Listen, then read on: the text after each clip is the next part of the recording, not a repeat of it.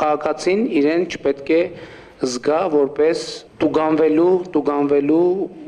օբյեկտ, որին պարզապես պետությունը հետևից ընկած ուզում է միտեղ բռնի տուգանի, այս է խնդիրը։ Հեղափոխության առաջին տարում Նիկոլ Փաշինյանը հայտարարում էր ժողովուրդը տուգանքի մատերիալ չէ, սակայն իր իշխանության անցած 7 տարիներին թվերի ու գործնական քաղաքականության վերլուծությամբ առավել մեծ տուգանքների է դատապարտել քաղաքացիներին։ Այսինքն Փաշինյանի իշխանության օրոք տուգանքները նոր թափ են առել։ Ժողովուրդ օրաթերթն ուսումնասիրեց այս մասով պաշտոնական տվյալները, պարզելու թե Նիկոլ Փաշինյանի իշխանությունից առաջ տուգանքների ինչպիսի վիճակագրություն կար եւ ինչպիսին է իրավիճակը Նիկոլ Փաշինյանի իշխանության օրոք։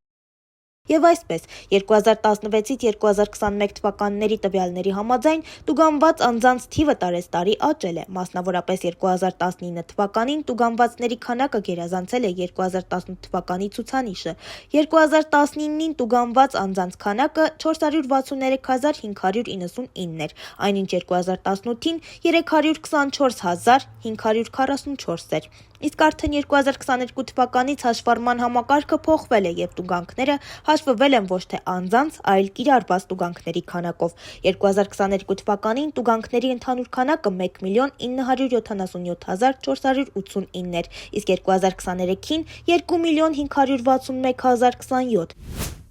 Տուգանքների ընդհանուր քանակն անհամեմատելի աճել է նախորդ տարիների հետ համեմատությամբ։ 2024 թվականի տվյալները կհրապարակվեն սույն թվականի մայիսին, իսկ եղած արդյունքներից կարելի է ենթադրել, թե ինչպիսին կարող է լինել ցուցանիշը։ Ժողովուրդը տուգանքի մատերիալ չէ կարգախոսով իշխանության եկած Նիկոլ Փաշինյանը փաստացի ժողովրդին վերաբերվում է որպես տուգանվող օբյեկտի։